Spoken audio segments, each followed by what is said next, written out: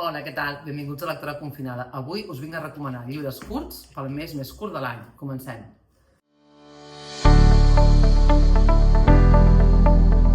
No sé si sabeu que ja fa uns quants anys, per aquí per YouTube i per Instagram, hi ha un canal que es diu Quien te lo ha dicho, que va crear la iniciativa Little February, que consistia en llegir llibres curts al mes de febrer, no? Pel mes més curt de l'any.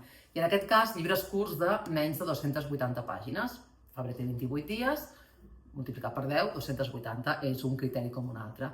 Llavors, a mi normalment, com sempre m'agrada tenir llibres curts per intercalar-los amb altres llibres més llargs. Ara mateix no ho estic fent i estic amb lectures com molt llargues, algunes una mica pesades i no m'està acabant de funcionar el tema, llavors aquí me'n penedeixo, no?, de no haver tingut un llibre curtet a mà. Bueno, a mà en tinc tots els que vulgui, però no haver-los triat bé aquesta vegada. Però jo us porto una selecció de 10 llibres curts que he llegit, que m'han agradat molt, i a més us porto 3 llibres que vull llegir jo durant el mes de febrer. El primer llibre que us vull recomanar aquest mes és Els éssers estimats, de la Berta Dávila. És aquest llibre tan curtet, editat per l'editorial Les Hores, i és un llibre que té 107 pàgines. Realment és un llibre molt curt, que es llegeix molt ràpid, i és un llibre que l'original és... L'autora és gallega, llavors sé que està en gallec, sé que està en castellà, i en català és aquest que us estic ensenyant. L'idioma original, no sé si és el gallec, entenc que deu ser el gallec, però tampoc tinc clar si és el gallec o el castellà, però bé, és igual. Ha estat traduït al català per l'editorial Les Hores, i és una història que parla d'una dona que 5 anys després d'haver estat mare per primera vegada es torna a trobar amb el dilema de si ho vol tornar a ser o no. Torna a estar embarassada i ha de decidir què fa. Llavors, ella realment és com que desmitifica una mica tot el que està associat, no? Totes aquestes coses que de vegades són massa boniques i poc reals de la maternitat, no? Aquesta idealització, i d'alguna manera ella explica com va ser el seu embaràs, el seu part, el seu postpart, no? I la situació en la que està ara actualment, si realment li suposa, realment si vol tornar a passar una altra vegada per tot allò, i a més, si avorta, no? Si decideix avortar, totes les implicacions que té tant a nivell personal com a nivell familiar com a nivell social. Llavors, és una novel·la molt curteta, com veieu, però que em sembla que fa reflexions molt interessants i que jo crec que ja n'havia parlat, perquè segurament quan el vaig llegir us vaig parlar d'aquesta història, però us la torno a recomanar una altra vegada. La segona història d'aquest recull de lectures breus és L'esdeveniment, de Nier, no? No és que hagi triat temes de maternitats i avortaments, però casualitats de la vida, ara el segon llibre tracta un tema... O sigui, sí que és veritat que al final és una dona que es queda embarassada i avorta, el cas de L'esdeveniment, però no té res a veure, perquè més Els éssers estimats és en el moment actual i el de la Nier, ara no sé, no me'n recordo, però està ambientat, és que no sé, als anys 70, ara potser no us ho estic dient bé, però sé que no és en el moment actual. És a França, és una història diferent, llavors en aquell moment, no, la protagonista... De fet, l'autora explica una cosa que li va passar a ella, no?, que és aquest avortament en aquestes condicions perilloses, no?, de risc per la salut, en un moment on realment, si els éssers estimats hi ha tot el debat ètic, no?, actual, sobre l'avortament, no avortament, no?, sobre el dret a la vida i tota aquesta cosa més de corrents com més d'extrema dreta o corrents més religioses, no?, el de la Nier, no?, està, com us dic, ambientat en una altra època, és un llibre també molt breu, i jo sí que he de dir que ara tinc, ja us ensenyaré, no sé per què el meu gat està llepant els llibres, llavors és una cosa que a vegades no entenc. Bé, el de la Nier, jo sí que recordo que el tema em va semblar molt interessant i tinc un altre llibre de l'autora per llegir aquest mes de febrer, que em van regalar l'altre dia, llavors aprofitaré que és curtet i el llegiré ara, però he de dir que l'estil, la manera de narrar de l'autora, em va semblar com realment...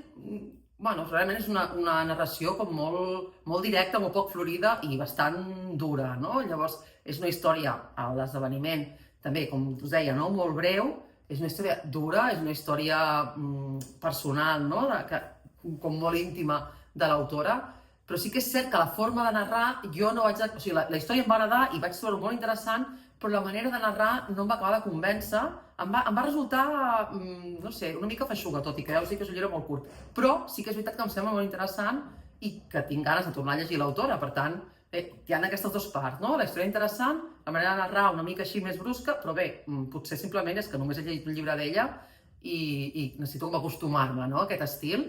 No us ho he dit, l'esdeveniment el tinc en digital, per això no us l'ensenyo, ja posaré com sempre la imatge per aquí. He estat tot el dia fora de casa i com veieu tinc aquí el protagonista amb ganes una mica de jugar i que estigui per ell. Bé, doncs el següent el tinc en físic, però no el tinc aquí, de fet el tinc a casa dels meus pares. L'altre dia, recollint uns llibres que hi havia per allà, vaig veure que aquest el tenia allà, i de fet és un que forma part d'una pentalogia, i que és el segon, concretament jo us recomano el segon perquè es pot llegir en l'ordre que vulgueu i perquè realment a mi és un dels que més em va agradar de la pentalogia, però justament aquest és el que està a casa dels meus pares, per tant us poso la foto i ja està. Es tracta de Hozuki, la petita llibreria o la llibreria de Mitsuko. Ara podria ser que m'estigués inventant el nom de la protagonista, ja sabeu que a vegades se'm creuen una mica els cables.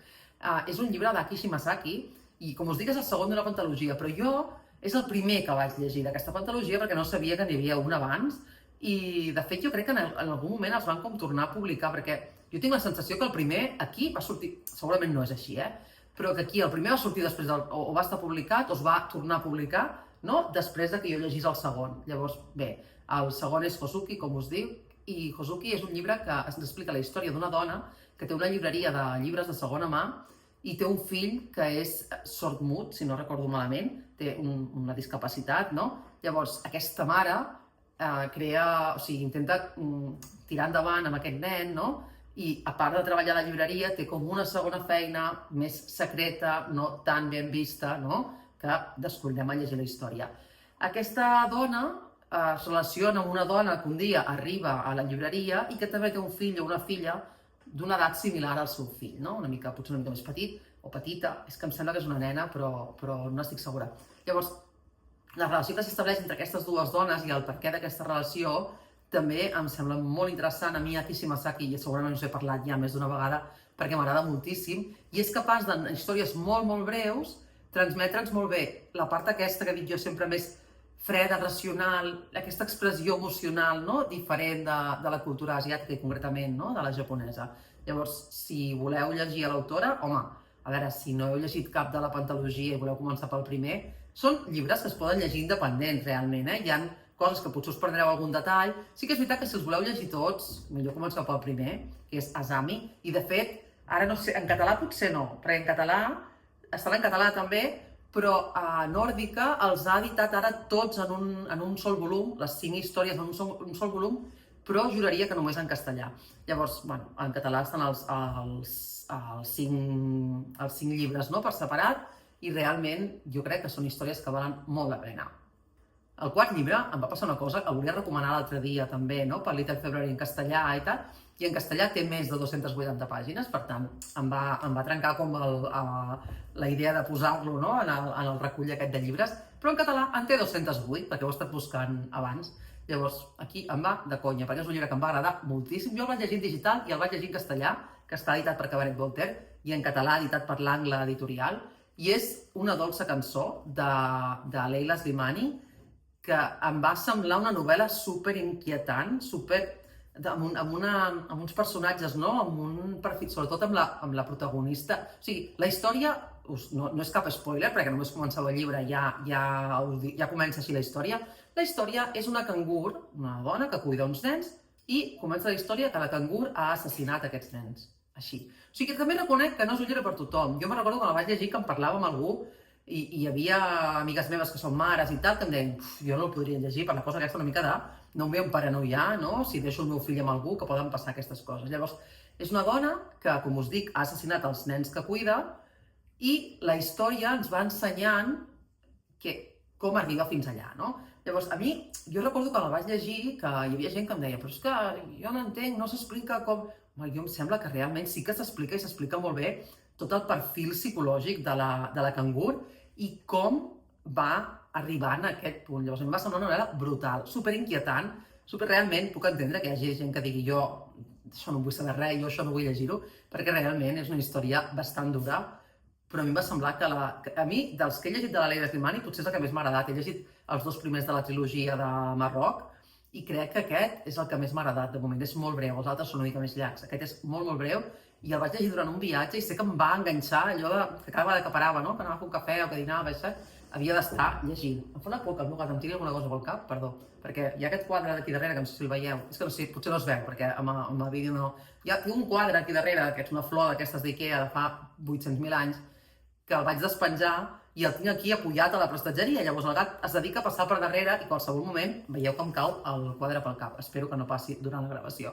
Un altre llibre molt, molt curt, i a més dels llibres que vull llegir ara al febrer, ja ho repeteixo amb George Sand, és aquest, El castell de Cimptort, de George Sand, editat per Cal Carrer, i aprofito per treure'l ara. És un llibre molt curt, 168 pàgines, i realment George Sand és el pseudònim d'una autora que, Aurore Dupin, escrivia amb pseudònim masculí. Això era l'any 1800, va néixer el 1804 i va morir el 1876.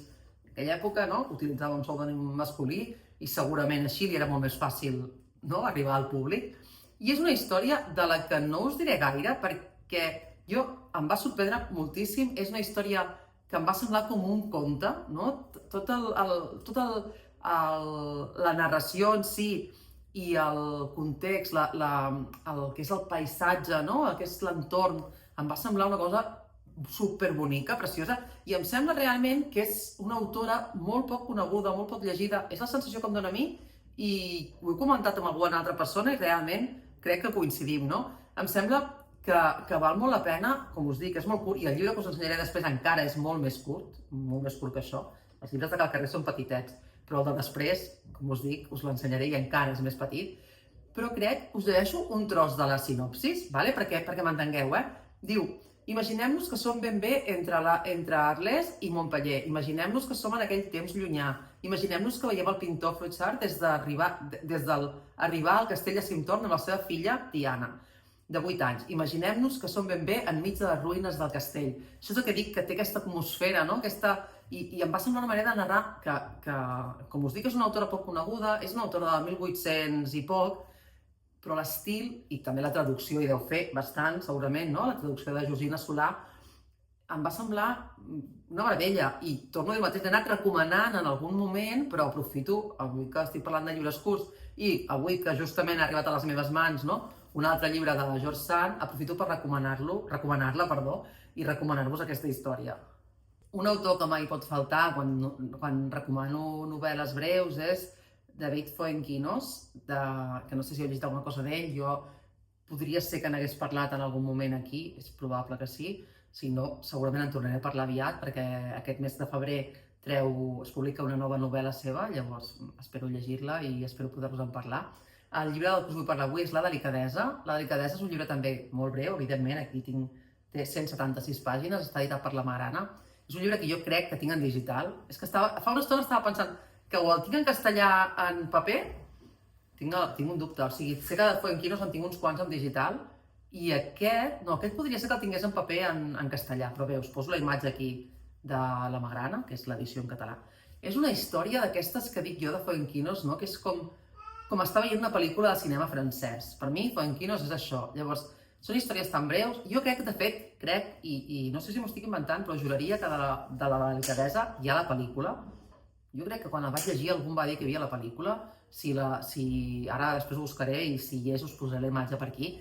Llavors, és una història on anem veient petits fragments. És que, a més, les novel·les de Fuenquinos són molt curtetes i a vegades tenen com capítols o paràgrafs així, no?, que quasi cada paràgraf és un capítol diferent o una part diferent.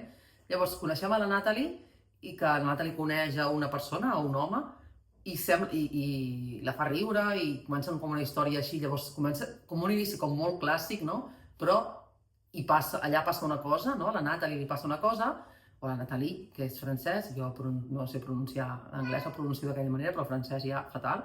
Llavors, és una cosa greu, però la història no és que sigui una història trista tampoc. Llavors, va com jugant amb això que juga sempre Fuenquinos, una mica d'anar-nos donant la informació de manera gradual, no?, i que anem descobrint i que anem connectant amb els personatges. Llavors, jo us en recomano qualsevol de Fuenquinos. I a més, és que probablement no n'hi ha cap que passi de les 280 pàgines. Vaja, si algun passa, deu passar de poc. Per tant, avui he triat La delicadesa, però us en podria recomanar qualsevol altra perquè és un autor que a mi m'encanta.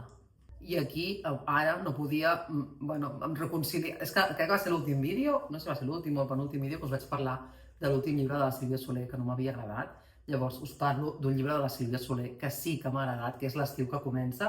És segurament, té 224 pàgines, és segurament el que més m'ha agradat de l'autora, juntament amb nosaltres després, però L'estiu que comença recordo que la tinc en digital també. Recordo que la vaig emportar a Lanzarote de viatge fa com 4 anys o així, i el vaig llegir durant tot el trajecte de vol, a l'aeroport i tal, i quan vaig arribar a l'hotel me'n recordo que el vaig haver d'acabar, o sigui, vaig llegir en un dia. I me'n recordo, a més, que quan estava llegint, estava posant per Instagram i molta gent m'estava dient, no?, que li agrada molt, que era el seu llibre preferit. I, de fet, quan he fet la ressenya a Instagram de Cor Fort, no?, de la seva última novel·la, molta gent m'ha escrit dient-me que la seva preferida era L'estiu que comença. Llavors, per mi L'estiu que comença també és la meva preferida i també sento que Cor Fort, d'alguna manera, no? Ja us ho vaig dir, crec, li volia fer com una picada d'ullet, però que no se n'acabava de sortir. Llavors, L'estiu que comença és una història també d'aquestes de... No? També és greu, és que és curiós, perquè al final, ara estàvem recordant la sinopsis, no? I recorre com 50 anys de la vida de dues persones, no? D'un home i una dona, que ja estaven units abans de néixer per l'amistat dels seus pares, de les seves famílies, però no recordo que em semblés tot tan superficial com a Cor Fort, al contrari, jo recordo amb L'estiu que comença a emocionar-me. Llavors, és una història on passen coses terribles, sempre, no? A les novel·les de la Sílvia Soler jo crec que sempre hi ha alguna tragèdia, però on aquest acompanyament, aquesta visió de la família al llarg dels anys em va semblar com molt més profunda i una història amb la que vaig poder connectar molt més. Al final és el que us dic, les històries de la Sílvia Soler són les històries familiars, solen haver-hi drames, però jo crec que en les últimes s'ha quedat com més a la superfície, no? I poder les anteriors hi havia alguna cosa més. Llavors, per mi L'estiu que comença és una autèntica meravella. Jo sé que a qui no li agradi la Sílvia Soler o qui no li agradi aquest estil de llibres, no, però els que us agradi l'autora, els que heu llegit alguna cosa de l'autora que us hagi agradat, si no heu llegit L'estiu que comença, feu-ho perquè jo crec que és el que us agradarà més. I, com a l'últim vídeo que vaig parlar d'autores catalanes que havia descobert el 2025, no vaig poder parlar de l'Esther Invernon, perquè ja la vaig descobrir fa uns quants anys, aprofito avui per recomanar-vos una novel·la seva que també pot entrar en aquest febrer petit, no? En aquest Little February, que té 250 pàgines i que ningú ens va dir que seria fàcil. Aquesta història, us he portat aquesta en comptes de... perquè la trilogia del Bons, ara no he mirat les pàgines que tenen, però estic segura que també tots els llibres tenen menys de 280 pàgines, però és una trilogia i he pensat, us porto la novel·la seva independent, no?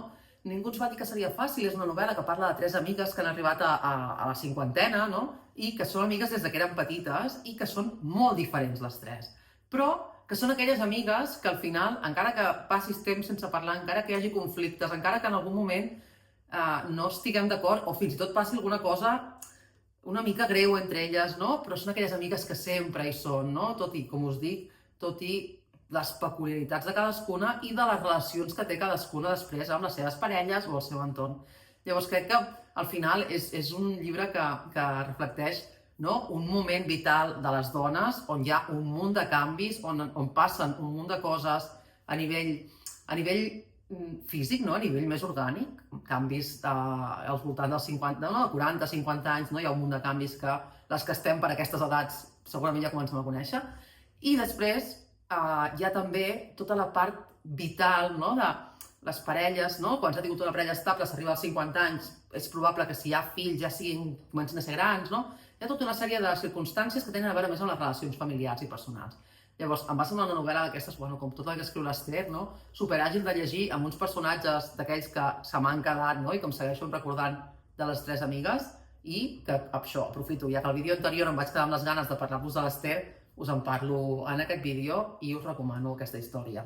El penúltim llibre del que us vull parlar és aquest, Novel·la negra quilòmetre zero, Calaixos mal tancats, de Jaume Arassa i editat per Llibres del Delicte, que com sabeu ara, no sé si ho sabeu, si no ho sabeu us ho dic jo, ara es diu Delicte i prou, no Llibres del Delicte, i que han canviat el disseny, no? Ja no són aquests vermells o grocs amb la franja negra, sinó que són d'altres colors i han canviat també tot el tipus de lletra i tot, no? Però segueixen sent novel·les negres quilòmetre zero. Llavors, en aquest cas, no? Calaixos mal tancats és un llibre on hi ha una mica de tot, no? Ambientat aquí a casa nostra.